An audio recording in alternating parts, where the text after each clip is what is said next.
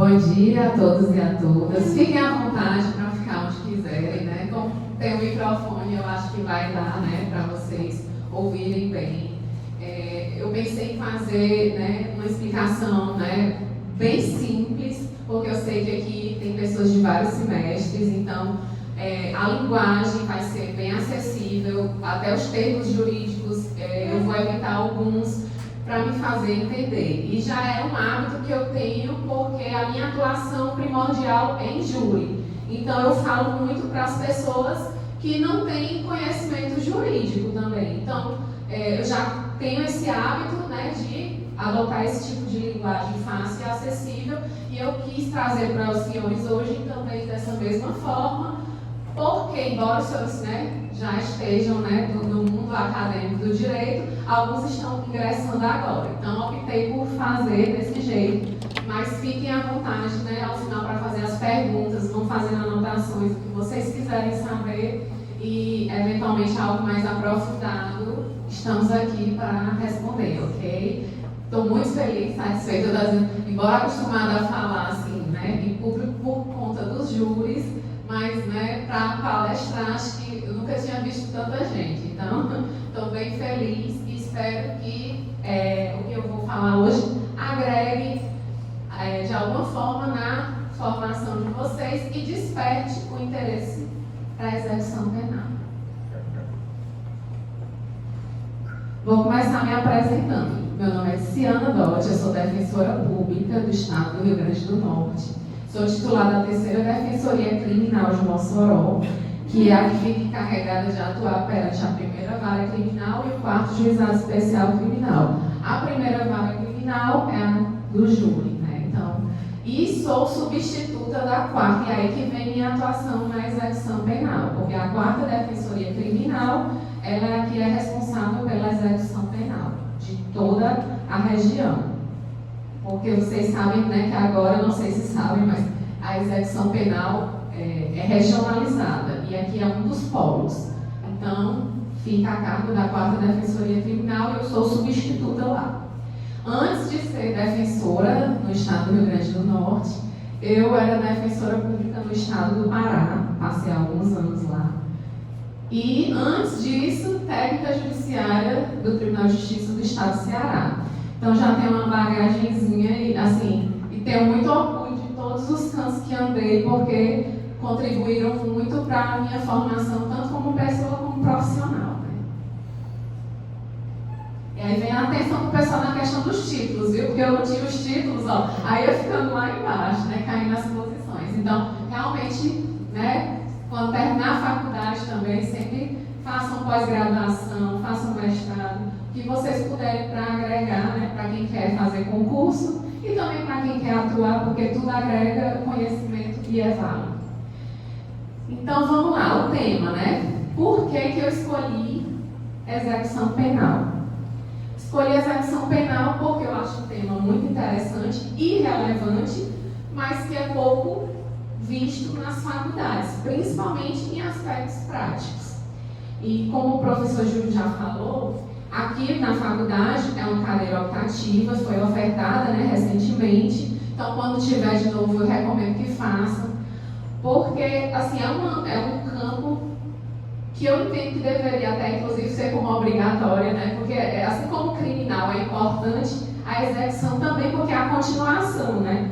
Então, assim, acho extremamente relevante. Você vê muita notícia na mídia e muita desinformação, e a gente, como profissional do direito, tem que saber minimamente a execução penal. Então, por isso, né, que eu pensei em trazer para os senhores. Tá? E aí, começo falando da Lei de Execução Penal, que é o norte, é de onde os senhores partirão quando quiserem pesquisar ou procurar alguma informação sobre execução penal. A Lei de Execução Penal é essa daqui, Lei 7.210, de 11 de julho de 1984. Já sofreu, né, várias alterações ao longo do tempo, mas a lei é essa, certo? E aí eu trouxe aqui 2 artigos, para os senhores entenderem mais ou menos o espírito da Lei de Execuções Penais. Ó, artigo 1º. A execução penal tem por objetivo efetivar as disposições da sentença ou decisão criminal e proporcionar condições harmônicas, condições para a harmônica integração social do condenado e do internado. Então vejam que não é só o cumprimento da pena em si, mas tem a questão de proporcionar condições para a harmônica integração social também, ok? O artigo 3º, ao condenado e ao internado, né, serão assegurados todos os direitos não atingidos pela sentença ou pela lei. E aí, por que eu trouxe? Porque ao longo da própria lei, ele vai trazer uma série de direitos dos presos, que o pessoal critica, fala que preso não devia ter direito, num conhecimento totalmente raso e vulgar, e sem entender qual o significado, né, e quais são as funções do cumprimento de uma pena. E aí realmente tem uma série de direitos e deveres, mas nós vamos agora ver como é que é na prática. Como é que é a real situação do sistema penitenciário brasileiro. Quando você diz, que o preso tem muito direito, está lá na regalia, assim, você dá a entender que ele está no hotel 5 estrelas. E, gente, não é. E aí que vem a importância, né, de vocês saberem a realidade do cárcere. Até para opinar numa roda de conversa, inclusive, né? Mas os senhores têm que ter um posicionamento de profissionais do direito, que é de quem conhece minimamente a realidade. Então, vamos lá. Em 2015, no julgamento, né, da ADPF, né, numa cautelar da ADPF 347, o STF reconheceu a situação prisional do país como um estado de coisas inconstitucional. E o que significa isso? Para ele dizer que o Estado, o sistema penitenciário, vive um estado de coisas inconstitucional, foram detectados 3 pontos principais. Seria o quê? A situação de violação generalizada de direitos fundamentais, por isso que eu ressaltei. Tem vários direitos? Tem. Na prática, são cumpridos? Não são. São violados, na verdade. Nem o básico não se tem, né, de respeito. O outro aspecto, inércia ou incapacidade reiterada e persistente das autoridades em modificar a situação. E o último, que a superação desse quadro exige a atuação não apenas de um órgão, mas sim de uma pluralidade de instituições públicas. Então é um problema tão grande que não depende só de um órgão, só de uma instituição. Tem que ser todo mundo trabalhando junto para melhorar aquela realidade. E aí eu trouxe aqui também algumas fotos, né, que foram retiradas, né, do relatório anual de 2022 do Mecanismo Nacional de Prevenção e Combate à Tortura. São daqui do estado do Rio Grande do Norte, não são da penitenciária aqui de Mossoró, mas de outras cidades. E aqui, ó, internos em posição de procedimento. Ao longo do dia, várias vezes eles ficam assim, ó, nessa posição que se diz de procedimento. Talvez melhore, né? Oi?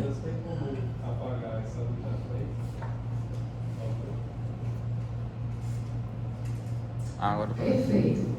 Então, vocês podem ver aqui a superlotação, eu acho que já está até evidente. Então, são celas pequenas, que comportam, por exemplo, às vezes é para 8 presos, 10 presos, aí tem 15, 20, enfim. Então, é uma superlotação evidente. Essas situações de posição de procedimento acontecem várias vezes ao longo do dia e duram por muito tempo, então é altamente desgastante fisicamente também. E ali do outro lado, né, alimentação mal cozida e sem fonte de proteína. Eles fiscalizaram também as marmitas, né, que são de uma empresa terceirizada. E essa aqui, que uma das que abriram, não vinha sequer a proteína, fora a qualidade, né, enfim. E nessa aqui, ó, que ainda é com aquela chapa, né, não é nem a grade, né, essa cela aqui, né, que ainda fica mais quente, porque não tem ventilador, não tem nada. Então é um inferno, bem complicada a situação. Então, 9 internos com apenas 2 recipientes para armazenamento de água. E achei interessante trazer para que os senhores saibam, quando forem trabalhar com a execução penal, que vocês verão muito da mazela. Vocês verão que existe uma diferença imensa entre o que está na lei e o que é a realidade. Eu acho que isso também torna a gente mais sensível e pode, né, contribuir para que a gente mude, né, dentro do nosso poder alguma realidade, ok? Então vamos lá. Como é que se inicia o processo de execução penal? O processo de execução penal, quando o juiz dá uma sentença penal condenatória e o réu está respondendo preso a esse processo, ele vai expedir uma carta de guia ou guia de recolhimento. Como ainda não tem o trânsito em julgado, chama-se provisória. Quando já tiver o trânsito em julgado, ele expede a definitiva. Aí ele vai preencher várias informações nessa guia, vai juntar com outras peças fundamentais, como cópia da denúncia, cópia da sentença condenatória, cópia da decisão de recebimento da denúncia e dados do auto de prisão em flagrante. Então são vários documentos que ele junta com essa guia e remete para o juiz da execução penal. Geralmente não é o mesmo juiz, então, só que depende da localidade. Lá no Pará, por exemplo, quando eu estava em Capanema, tinha um presídio lá, e quem estava preso, tinha lá preso provisório e tinha preso definitivo. Quando vinha a condenação e eles pediam a guia, acabava indo tudo para o mesmo juiz, porque lá só tinha uma vara com atribuição tanto criminal quanto de execução. Aqui não, aqui é diferente. Então, cada um tem um juiz, né, criminal, depois tem um juiz só da execução. Então, esse juiz que condenou já manda para o juiz da execução essas informações e vai se iniciar ali um novo processo, que é o processo de execução penal. Aí, quais são as particularidades? Cada penado tem um único processo de execução penal. Obrigada. Então, cada penado tem um único processo de execução penal. Ele pode ter 20 condenações, mas todas vão ser reunidas nesse único processo de execução penal. Outra particularidade: um processo de execução penal só vai dizer respeito a um preso. É diferente, né? Como acho que alguns de vocês já devem ter visto, uma ação penal. Numa ação penal pode ter 5 réus, 50 réus e a mesma ação para todo mundo. Na execução, não. Quando chega na execução, se aqueles 50 forem condenados, quando chega na execução, cada um vai ganhar o seu próprio processo de execução. E dentro desse processo, a gente vai reunir todas as condenações que chegarem daquela mesma pessoa. Outra particularidade é que o processo de execução, ele caminha junto com o preso. E o que significa caminhar, né? Que eu digo junto com o preso. O processo de execução vai para onde estiver o apenado. Então, se ele está preso aqui em Mossoró, o processo de execução dele é aqui em Mossoró. Se ele for transferido para Natal, o processo dele é mandado para Natal. É diferente da ação penal. Como é que acontece? A ação penal, onde ela começou, ela vai terminar. Se o cara mudou de endereço ou foi transferido e está preso em Pau dos Ferros e o processo é daqui da primeira vara criminal, vai ser da primeira vara criminal até o final. Então, não há, né, no processo, na ação penal, o processo não acompanha o réu. É diferente da execução, que o processo acompanha o preso. Certo? E aí eu trouxe aqui um arquivo, né, para mostrar como é que é essa carta de guia, né, ou guia de execução penal, guia de recolhimento. Que é possível, eu tentei sempre trazer os arquivos para mostrar, né, na prática como é que é. Vocês, quando olharem, né, depois reconhecerem uma guia, né. Pronto. Aí eu, né, borrei aqui o nome, né, do apenado, nome da mãe, aí são as informações que tem. Nome da mãe, nome do pai, data de nascimento, aí comarca, né, ó, órgão que fez o julgamento, que esse aí foi de Patu, né? Aí pode, rolando aí, ó. E aí, ó, a que julgou foi Patu, então é o juiz de lá que mandou a guia para cá, mas veio para a juíza daqui de Mossoró. Aí vem as informações, ó, data do recebimento da denúncia, aí data da publicação da sentença, são as informações que são relevantes para a gente analisar eventualmente uma prescrição, né? Então pode passar.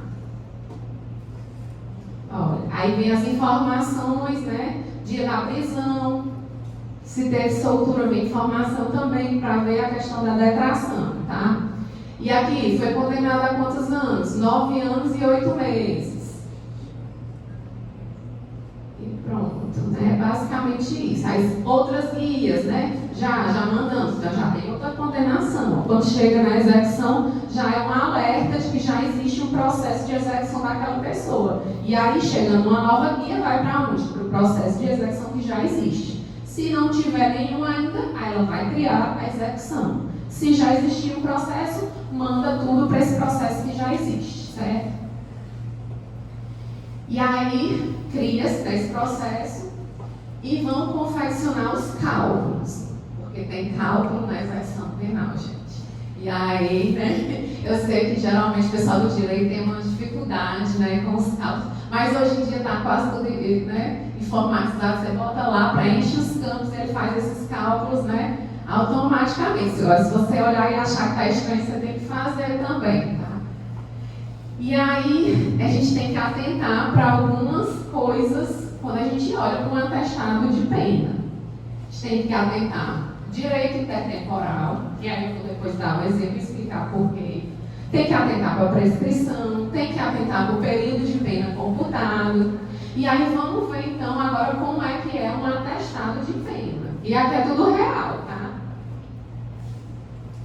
Pronto, peguei aqui também. Eu não sei se vocês vão conseguir, né, realmente ver. Vocês dá para aumentar um pouquinho aí, né? Pronto, acho que agora já ficou bem melhor. E aí vem nome da pessoa, nome da mãe, data de nascimento, né? Todas essas informações. E aqui, ó, vocês podem ver aqui, são todas as condenações que essa pessoa tem. Tudo no mesmo processo de execução. E tudo está no atestado de pena para fins de cálculo e benefícios. Então, tá aqui, tem uma condenação por porte de arma, tem uma condenação por roubo majorado, tem uma condenação por posse de arma e tráfico comum, né? Não é o privilegiado. Tem uma condenação também de porte de arma, né? Ou de uso restrito ou com numeração suprimida, né? Então aqui, né? Aí você vai ver data da prisão, início, né? Aí teve prisão aqui, foram 3 momentos de prisão. Ficou preso, foi posto em liberdade. Ficou preso, foi posto em liberdade, ficou preso, está preso até agora, tá? E aí o total da pena, 25 anos, 9 meses, já com pena cumprida até a data atual, 4 anos, 10 meses, 10 dias, remanescente. Isso aqui tudo, quem fez foi a Secretaria da Vara de Execuções Penais. Quem está aproveitando para estagiar, né, fazer, na verdade, participar desse projeto de extensão, já vai pegando e aprendendo também muita coisa sobre execução, tá? Aproveitem. Então, todos esses cálculos e essas informações são feitas pela Secretaria, mas nós, como defesa, temos que fiscalizar e ver se está tudo correto. Porque se tiver alguma coisa errada, a gente tem que impugnar, ok? E aí, né, aqui embaixo, os senhores já podem ver também, ó, progressão de regime. São 3 os regimes de cumprimento de pena. Regime fechado, semiaberto e o aberto. E a pena é cumprida de forma progressiva. Então, se foi condenado em regime inicial fechado, aí vai cumprir uma parte da pena em regime fechado, depois progride para o semiaberto, depois para o aberto. E vai, até o final, cumprir a pena. Tem outro benefício também, que é o livramento condicional. Aqui, na progressão de regime, essa pessoa esse apenado está no fechado, então o próximo regime que ele vai progredir é o semiaberto. Aqui é a data base, que é a data da última prisão, e a fração que vai ter que cumprir para progredir de regime. Vai ter que cumprir 1/6 de uma parte das penas e 2/5 de outra. 1/6 crime comum, 2/5 é hediondo primário. Agora, isso tudo aqui, por que tem tanta fração aqui? Ó? 1/8, 1/6, 2/5, 3/5, 20%, 25%. Porque aí que vem a importância do direito intertemporal. O direito vai modificando. E os senhores já devem, até quem é do primeiro semestre já deve ter percebido isso. A gente compra um vademecum no semestre, no outro semestre já está todo desatualizado. Então, o direito é muito dinâmico. E na execução penal, nós tivemos várias alterações.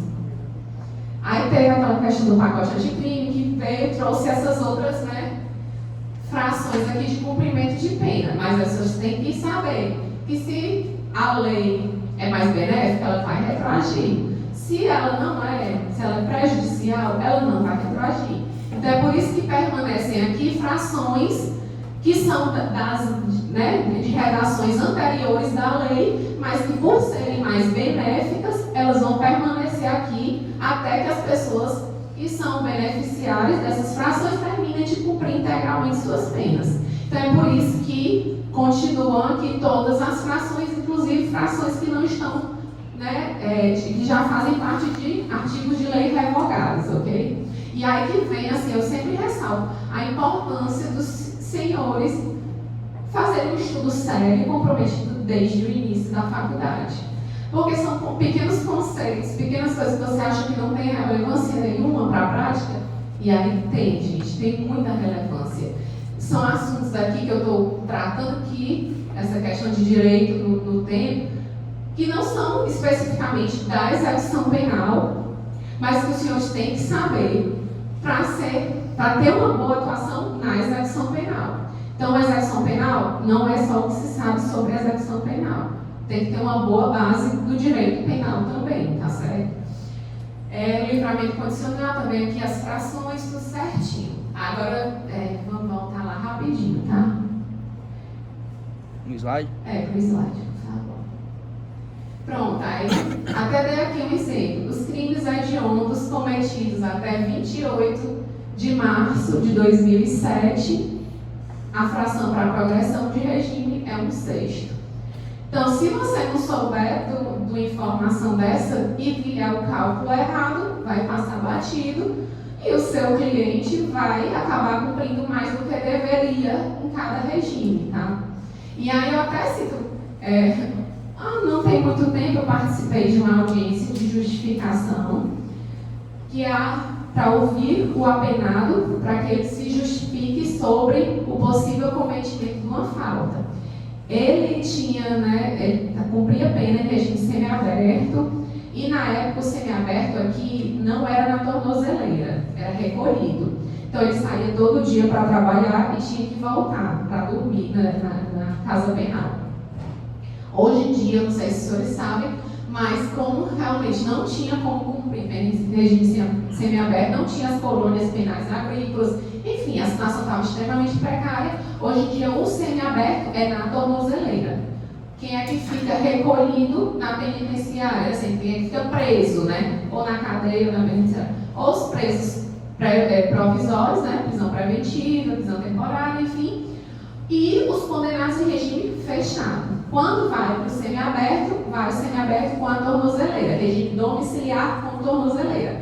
Uma série de limitações de horário, de zonas, de inclusão que ele tem que cumprir. Então, esse rapaz, ele tinha ido uma vez e não voltou, ele estava sendo ameaçado. Realmente teve rebelião, teve muita coisa na época, mas estava na audiência para apurar essa falta grave. Só que quando eu fui olhar o atestado de pena dele, eu vi que era um caso bem antigo, aí eu vi o processo número 2000, era de porque tem uma parte lá do atestado de pena que você vê no número do processo, a gente vê, sobe por favor. A gente vê aqui o ano do processo, Geralmente, o ano do processo é muito parecido com o ano do crime, tá? Só mais um pouquinho. Aqui, ó. Pronto, aqui, ó. Tá vendo aqui, o pessoal? O número do processo, ponto 2017, ponto 2019, ponto 2019. Isso aqui geralmente é o ano, com certeza, que foi instaurado o processo e geralmente é o ano da prática do crime. Embora tenham muitos casos, que a gente está pegando agora de crime de 2007, foi denunciado em 2020. Aí, assim, então, esse aí foge do parâmetro, né? Mas, em regra, né? Então, vi que ele era 2007. Eu disse, deixa eu ver se foi antes de 28 de março, né? Porque lá a fração estava como 2/5 para a progressão de regime. E aí fui verificar e realmente tinha sido antes, tinha sido em fevereiro. Eu disse, ó. Aí eu já aproveitei, né? Na mesma audiência, terminei de me manifestar sobre a falta grave, já aproveitei e fiz o pedido de retificação, né? Do atestado de pena para que constasse a fração de 1/6 e não de 2/5, tá? Aí, outro ponto que eu marquei aqui também como bem importante, que seria para os senhores observarem, seria a prescrição, que é outra matéria que vem da base, que eu acho que a gente aprende logo no segundo período da faculdade. Eu sei que a gente tem uma ideia muito imaturo, né? A gente não tem muita, talvez, né, noção do quanto aquilo vai ser importante, mas saiba que é extremamente importante para quem vai, né, atuar tanto na ação penal quanto na execução penal. E aí, eu vou mostrar de novo aquele atestado de pena que a gente estava. Pronto. Aqui, como foi? Sempre chega, né, processo às vezes só para ciência de remissão de alguma coisa. Quando eu estou com condições assim mínimas, aí eu aproveito e vou dar uma olhadinha, né, porque eu não peguei esses processos desde o começo, né? Então, sempre tento dar uma olhadinha para ver se está tudo ok. E aí, esse daqui eu vi que a data de nascimento, cadê lá? Aqui, ó, 31 de julho de 1998. E os crimes, né, provavelmente, ou 2000, tinha, ó, duas ações penais de 2017, né? Aí, ó, talvez fosse menor de 21 anos. Menor de 21 anos, a prescrição é pela metade. As penas eram pequenas, então tinha chance de ter prescrito algum aí no meio. E aí vou tirar a dúvida. Fui olhar dentro dos arquivos a denúncia, a sentença e vi que realmente duas dessas penas aí estavam prescritas, né, de acordo com a pena aplicada, porque tem a prescrição em abstrato e a prescrição em concreto. Aí em abstrato é que você vai levar em conta a pena máxima do crime. Essa daí, geralmente, as pessoas até observam ao longo do processo. Mas essa pela pena aplicada, muito difícil o pessoal atentar para isso. Então, eram penas que estavam... O juiz deu a sentença, teve o trânsito em julgado para acusação, já dava para ter verificado que estava prescrito. Não era nem para ter vindo, eventualmente, para a execução penal. Só que veio e estava sendo executada porque ninguém tinha observado. Aí eu fiz um pedido de prescrição e para que tirassem essas duas condenações que estavam prescritas, né, dos cálculos de cumprimento de pena. O Ministério Público deu parecer favorável, porque sempre que a gente faz um pedido, vai para o Ministério Público para ele opinar. Ele deu parecer favorável e a juíza realmente declarou que elas estavam prescritas e elas saíram dos cálculos, né? Aquela, quando vocês viram, naquele outro atestado estava 25 anos, né, e 9 meses, né? E agora a pena veio para 20 anos e 9 meses. Então, 5 anos a menos. É uma diferença muito grande na vida de um apenado. E aí, progressão de regime. Acho que antecipou em quase 1 ano também. Então, assim, é muita coisa e depende da atuação firme, forte e atenta da defesa, que é o que eu espero que os senhores sejam. Essa atuação atenta aos detalhes, certo? Pode passar. É contigo. Então, vamos lá. Remissão da pena. Aqui a remissão já é um instituto realmente mais específico da execução penal. E aí o artigo 126 da Lei de Execuções Penais, LEP, que a gente chama a Lei de Execuções Penais, que é aquela lei que eu mencionei no início para vocês, tá? E aí ela vem dizendo, né, a cada 3 dias de trabalho diminui 1 dia de pena, a cada 12 horas de estudo, né, divididos em pelo menos 3 dias, também diminui 1 dia de pena. E aí vem também a questão da remissão pela leitura, que tem o projeto de extensão daqui, que se quem puder participar, né, realmente participe, porque é algo muito interessante você estar auxiliando e ajudando também nessa ressocialização que se diz dos preços, ok? Aí mencionei aqui até uma resolução, a 391 do CNJ, porque a gente na execução também tem, né, uma atuação bem forte do CNJ. Aqui ele estabelece procedimentos e diretrizes a serem observados pelo Poder Judiciário para o reconhecimento do direito à remissão da pena por meio de práticas sociais educativas e unidades de privação de liberdade. E aí que entra, né, também a remissão pela leitura. E eles trazem também alguns requisitos desses cursos que faz à distância, né? E vamos lá para o próximo. O indulto e a comutação.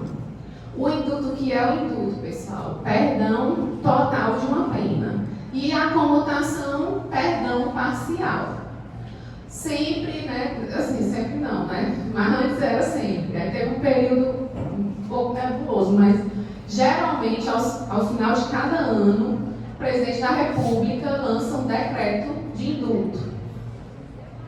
É tradicional, é feito há muitos e muitos anos, né? No governo do Bolsonaro, algumas vezes, assim, alguns finais de ano não teve, e quando teve, era, assim, muito difícil, nem o preço se encaixava. Era assim, quando já estava quase beirando a morte, estágio terminal e tal.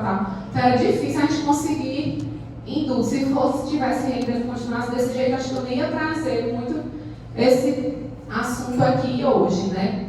Mas, no final do ano passado, o Bolsonaro, né, antes de sair da presidência, lançou um decreto de indulto. E esse decreto de indulto trouxe um dos artigos, né, tem algumas partes que estão suspensas, né, a aplicação foi questionada pela Procuradoria da República, mas esse daqui está vigente normal e se encaixa em muitos casos. Que é o quê? Vamos lá, o artigo 5º do decreto 11.302 de 2022. Será concedido indulto natalino às pessoas condenadas por crime cuja pena privativa de liberdade máxima em abstrato não seja superior a 5 anos. E aí, o parágrafo único, para fins do disposto no caput, a hipótese de concurso de crime será considerada individualmente a pena privativa de liberdade máxima em abstrato relativo a cada infração. Então, por exemplo, um furto simples, que é o do caput, entra aí. Uma falsa identidade, entra aí. Posse de arma, entra aí. Porte de arma, entra aí. Então, são vários crimes. E ele não exigiu cumprimento de tantos por cento da pena, nada disso. Agora, tem, claro, os crimes que, né, crime hediondo, não pode. Então, tem uma série de crimes que não entram. Mas tem muitos que entram. E é uma atuação da execução penal e que o advogado tem que estar atento a isso, porque quem atua na execução tem que saber que todo final de ano costuma vir um decreto concedendo indulto e comutação ou só indulto, enfim, e tem que ficar atento. Eu não sou a titular da execução, sou substituta. Quando no meio do ano eu estava substituindo, aí o sistema da execução é o CEU, tá? Não é o PJE. Acho que a maioria já ouviu falar do PJE, do CEU, às vezes nem tanto. E aí eu estava mexendo no CEU, tinha feito um curso, né, do CNJ sobre o CEU, e aí estava mexendo. Fui ver quantos pedidos de indulto tinham sido feitos para a vara de execuções penais daqui de Mossoró. Tinham sido feitos, não, tinham sido deferidos, né? Porque lá ele faz o levantamento dos deferidos, né? Ou negados, né? E aí, eu vi de janeiro, né? Que saiu no final de dezembro de 2022, então meu parâmetro foi janeiro até julho. E de janeiro a julho só tinha sido 1. Aí eu fiquei, meu Deus, será que eu tô achando que se encaixa em muitos casos e não está entrando, né? E tinha sido até de advogado, né? Foi ali da defensoria. Aí eu comecei a treinar os meninos, né? Porque chegar, é muito difícil a gente saber, no mundo de execução penal, qual é o que tem condenação por furto simples. como é que a gente vai fazer essa triagem, né?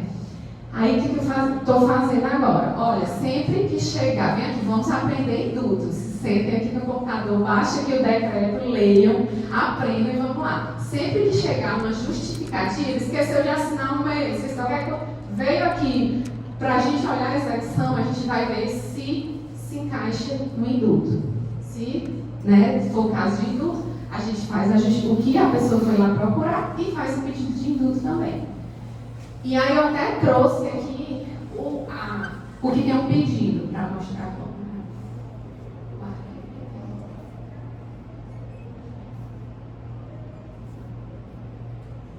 O que tem a petição da defensoria? A decisão, é? É a petição. Acho que é assim, a habilitação. A habilitação eu achei. Aqui, ó. Se você for ver, as petições na execução penal são muito simples, muito concisas. Se não é aquela coisa que você vai tipo uma alegação de sinais 15 páginas, 20 páginas. Não. A execução é tudo muito rápido e objetivo. Então, a petição que a gente faz é 2, 3 páginas no máximo. Essa daqui realmente, acho que teve umas 3, porque eu fui primeiro pedir a habilitação, porque era um processo que era de advogado e o rapaz não tinha mais condições de continuar pagando advogado, então veio para a defensoria.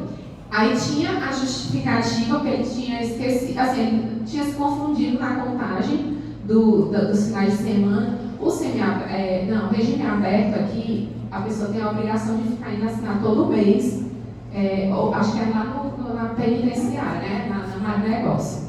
E aí, não é qualquer dia do mês, até o terceiro final de semana. Só pode ir aos finais de semana e tem que ser até o terceiro final de semana de cada mês.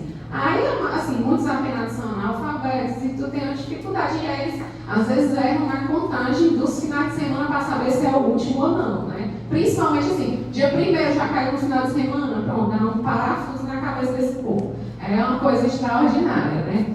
E aí eles erram a contagem aí depois, mas não tão de má fé, né? Então, quando chega lá no final de semana, seria o 4, por exemplo, que eles vão assinar, aí diz, olha, já passou, era até final de semana passada. Aí dá uma perreira, aí eles vão para a defensoria para justificar.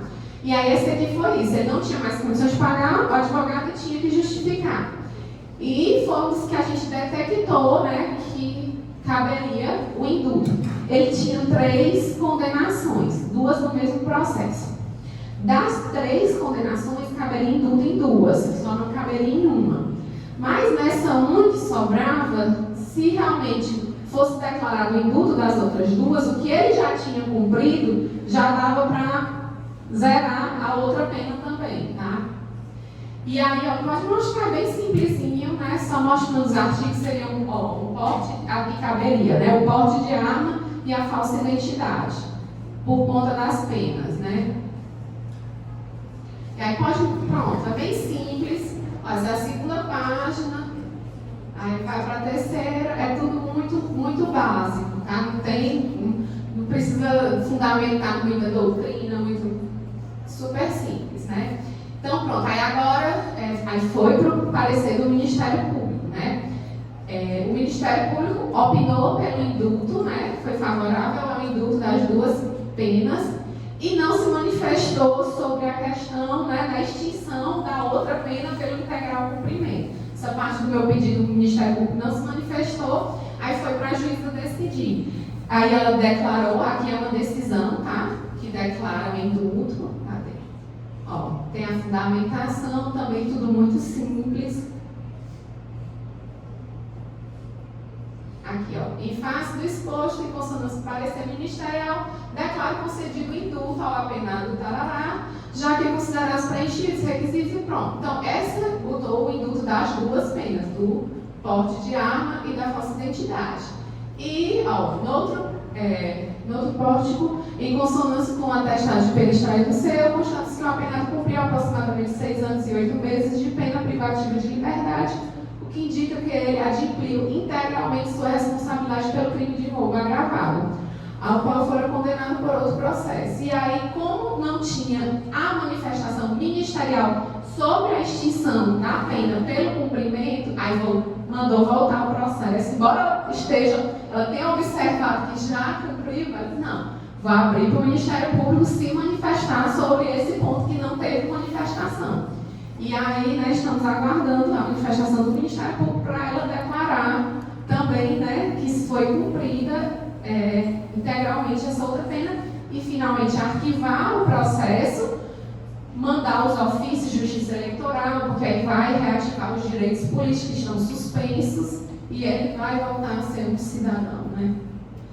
E pronto. Agora, atuação defensiva em PDP. Eu chamo PDP, Procedimento Disciplinar Penitenciário. Mas tem gente que chama PAD, tem gente que chama sindicância, enfim. O nome, né, não é tão relevante, mas o artigo 59 da Lei de Execução Penal diz o quê? Que praticada a falta disciplinar, deverá ser instaurado o procedimento para sua apuração, conforme regulamento assegurando o direito de defesa. E é aqui que a gente entra, assegurando o direito de defesa dos apenados que estão respondendo ao procedimento disciplinar penitenciário.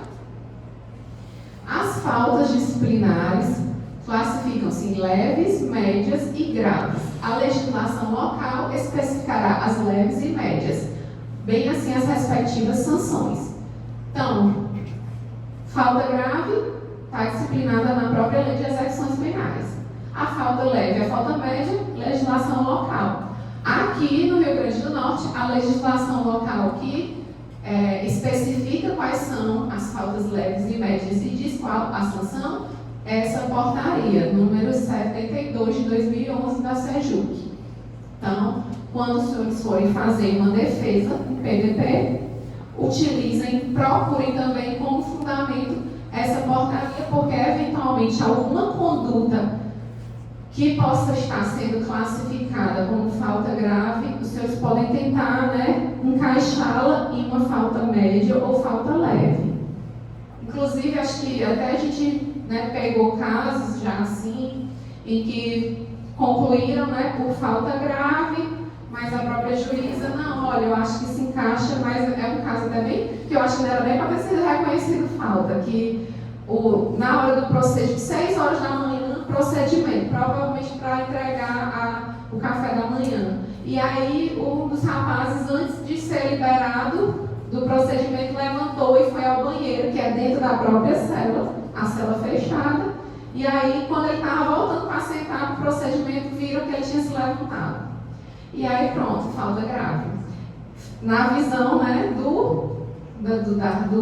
da comissão avaliadora, porque se forma uma comissão para decidir, né, como é que, qual é, né, o encaixe jurídico, né, daquele fato.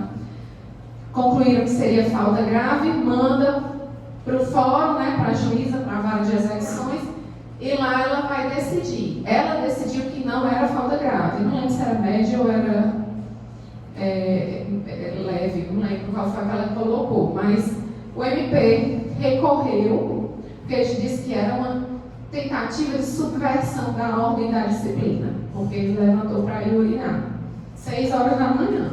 Isso que é um banheiro para todo mundo da cela. Então, assim, eu nem vejo isso como falta, mas foi visto como falta, mas se você dizer que é falta grave, que pode acarretar uma regressão de regime, no caso não tem para onde regredir, que é regime fechado, mas, né, teria uma mudança da data base, então ele demoraria bem mais para progredir de regime, né, porque interrompe, quando tem falta grave, interrompe a execução. Então, o que ele cumpriu conta como pena cumprida, mas para fins de progressão vai começar a fração tudo de novo. E aí o Ministério Público entrou com agravo em execução, que é o recurso típico da execução penal. Se os senhores forem fazer depois OAB, né, em penal, né, terão que estudar a execução penal, porque faz parte. E o recurso típico da execução penal é o agravo em execução. E aí o Ministério Público entrou com esse agravo, a gente entrou com as contrarrazões e subiu para o tribunal, e agora vamos esperar que o tribunal vai decidir se mantém a decisão da juíza ou se vai modificar. A juíza daqui é muito sensata, a doutora Cíntia, eu acho ela maravilhosa. Assim, ela tem noção da realidade, ela faz as inspeções, ela vai ao presídio. Então, assim, ela tem noção e ela é bem sensata realmente nas decisões dela. é um campo que eu acho justamente bom para trabalhar, porque quando você tem um juiz que escuta, né, que lê o que você está escrevendo, isso é extremamente positivo.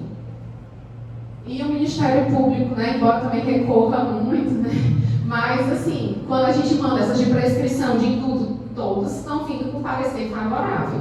E também não vai ficar procurando nada para prejudicar, não, tá? Então, assim, é um campo que eu acho que vale a pena, que tem, eu acredito, um déficit de atuação.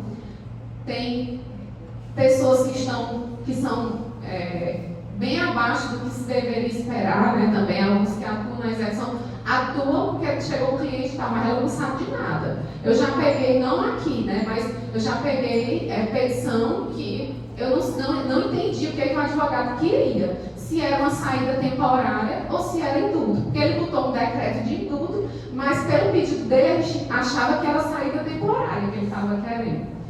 A saída temporária é outra coisa que é bem relevante na execução penal. Só que eu não trouxe aqui para vocês por quê? Justamente porque ela faz sentido no semiaberto. Só que o semiaberto daqui é tornozeleira, do estado do Rio Grande do Norte. Quando é tornozeleira, saída temporária se torna sem sentido, né? Assim, você não vê.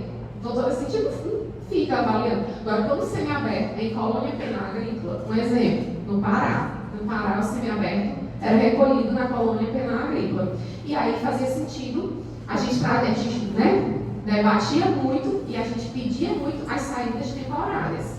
Que eram, né, 5 vezes ao ano, durante 7 dias, ele podia sair do estabelecimento, passar esses dias com a família dele e depois voltar. É o que o pessoal chama de saidinha, né? Quando vem as notícias e tal. São as saídas temporárias. E até lá assim, é muito engraçado, porque os próprios presos lá chamavam as saídas de temporária de indulto. Aí chegava, porque eu queria saber se eu vou ter um indulto do Sírio.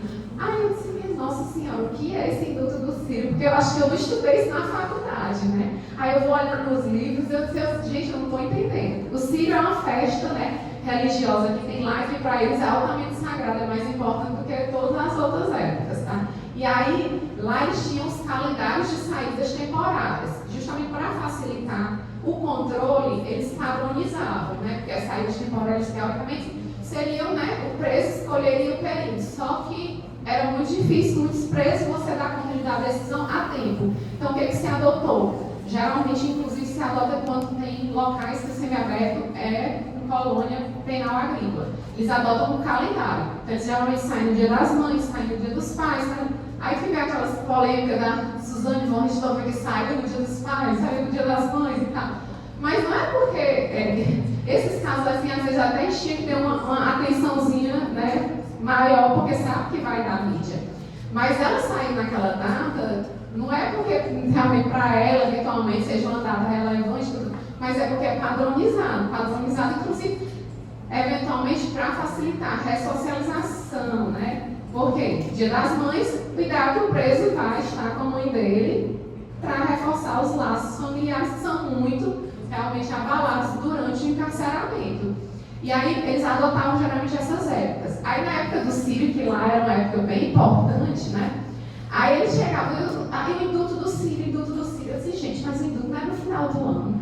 Qual é esse outro indulto? Será que tem alguma coisa? Aí eu descobri que o indulto era a saída temporária, que eles chamavam. Aí eu passei a corrigir todos os presos, né? Gente, eu sei que é coisa do direito, mas é da realidade aqui de vocês. Então, aprendam, é saída temporária. Porque vocês chegam falando indulto, a gente já vai pensar o quê? No indulto, e aí começa a baldear tudo. Mas aí eu vi que tinha profissional do direito atuando em execução penal e chamando saída temporária de indulto. Então, não sejam esses profissionais. A gente tem que ter noção que a gente não sabe de tudo, que a gente tem que estar em constante atualização e pesquisa. E assim, tem uma dúvida, olha, eu digo muito isso aqui para os meninos. Ó, gente, tem uma dúvida, vai lá na minha sala para perguntar. Se eu não souber, vai pesquisar, vai ler um livro, vai pegar na internet, ver um artigo. Ninguém sabe de tudo. Mas se esforcem para ser minimamente bons e terem noção de que a gente não sabe de tudo e tem que ter humildade de pesquisar quando a gente não sabe e de perguntar para os colegas, de fazer a consulta, fazer tudo para que a gente melhore como profissional, tá? E é isso. Eu espero que tenha sido assim. Eu sei que foi bem rápido, bem sucinto, mas eu espero que tenha sido proveitoso, tenha dado para trazer uma noção geral do que é a execução penal, dos principais pontos e assim a visualização do que é um atestado de pena, do que é uma guia. Eu acho que é o que dificilmente, talvez, os senhores veriam numa faculdade. Eu fiz a disciplina de execução penal e eu não vi nada disso aqui na minha faculdade. Eu nunca vi um atestado de pena, eu nunca tinha nem visto nada, nunca tinha entrado num presídio, tudo isso eu fui ter acesso e aprender basicamente depois que eu me tornei defensora pública. E se os senhores saírem daqui já com pelo menos essa noção, eu acho que já estarão à frente da maioria dos outros estudantes de direito, inclusive dos profissionais da área, tá? Muito obrigada, eu queria agradecer imensamente, primeiro, o convite feito pelo Júlio, agradeço demais, sempre que ele me convida para qualquer coisa daqui, eu venho, eu tenho muito gosto, acho fantástico ter contato com estudantes, pessoas que estão em formação, porque a gente tem que plantar sementinha em vocês para que vocês se tornem mais críticos e que vejam a realidade, quem sabe de poder contribuir, né? Eu acho fantástico quem é professor, assim, eu admiro demais, porque você contribui para a formação de conhecimento de alguém extraordinário, então só tenho a agradecer.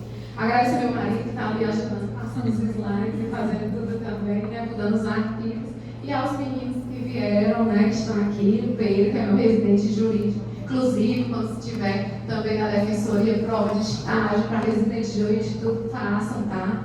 Que eu espero que vocês lá também, assim, contem, se forem comigo, vão aprender bastante, porque eu sou dessas, né, que chego e fico lá ensinando e perguntando também. Eu chego lá, gente, o que vocês acham? Eu estou na dúvida, então assim, por quê? Porque ninguém sabe de tudo. Então, agradeço demais Pedro e Tabita, que é a minha estagiária maravilhosa, fantástica. E agradeço principalmente a escuta de vocês que ficaram até o final e estão atentos. Obrigada.